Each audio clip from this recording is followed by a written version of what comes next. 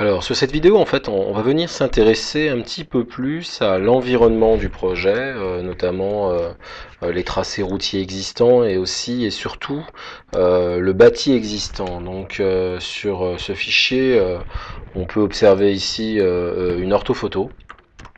Je vais venir ici zoomer et venir un petit peu plus m'intéresser justement à ce qui a été déjà dessiné, notamment ici vous voyez ces éléments, ces polygones qui représentent justement des bâtis. Et je vais vous montrer justement comment on vient exploiter ça dans 3ds Max Design grâce à Dynamite VSP. Alors dans un premier temps, en fait ce qu'il faut faire c'est exporter ce projet en DXF.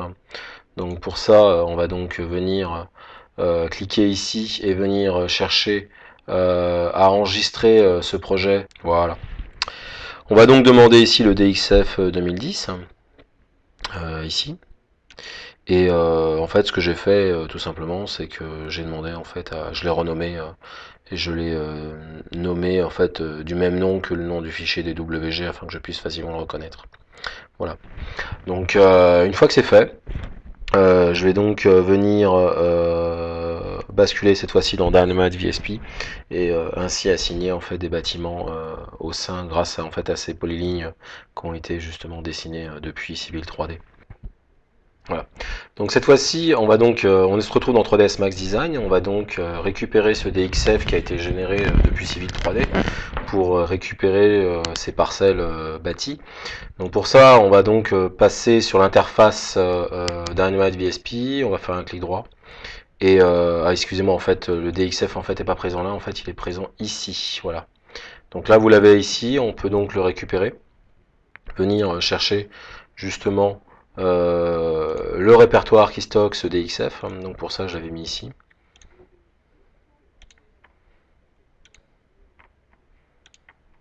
Voilà. On va donc faire ici OK. Donc il va le détecter, parfait. On va donc le cocher. Voilà. Donc vous avez différents éléments, notamment ici les identifiants matériaux si on souhaite justement assigner encore des matériaux en fait à ces éléments là. Bon, alors, en l'occurrence dans notre cas de figure en fait il n'y a pas grand chose à faire, on a juste à cliquer ici sur OK.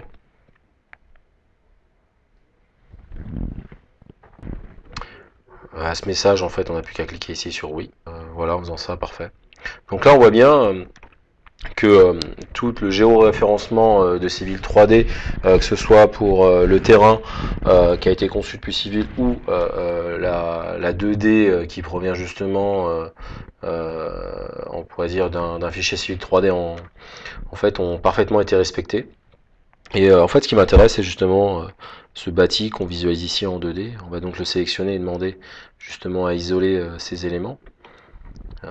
Donc en fait, c'est pas du tout cette zone-là qui m'intéressait, mais c'est plutôt celle-là. Je vais plutôt le sélectionner comme ça, on le voit ici en rouge.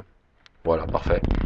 Et une fois que c'est fait, je vais donc venir exploiter ces éléments 2D afin de reconstituer un environnement bâti en 3D.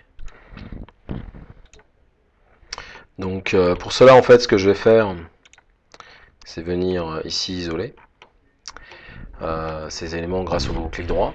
Et on va donc faire un tour ici dans le menu Dynamite VSP. Et on va donc demander ici à utiliser le Building Object Style Editor.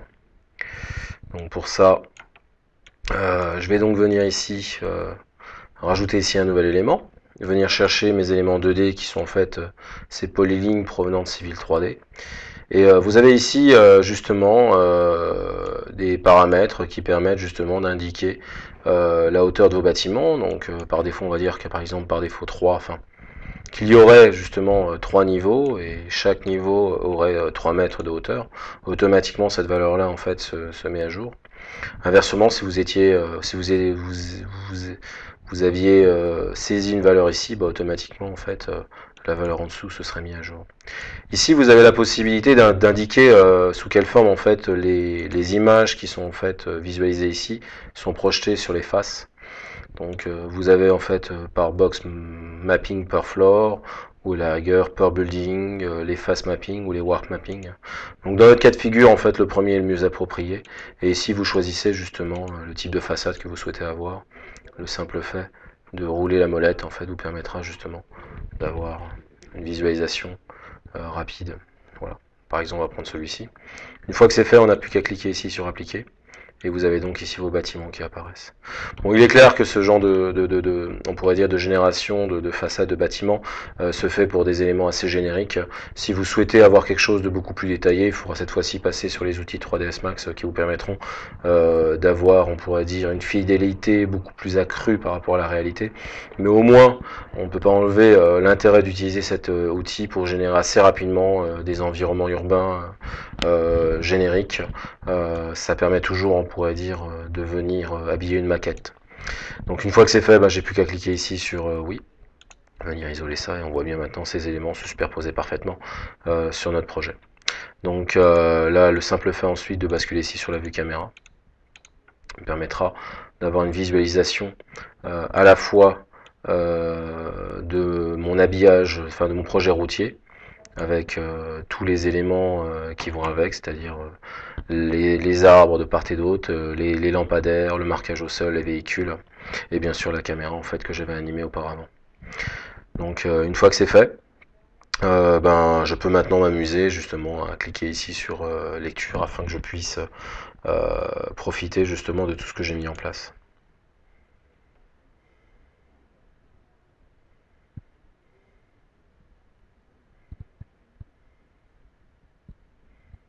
Voilà. Voilà donc pour cette partie-là, je vous remercie en tout cas.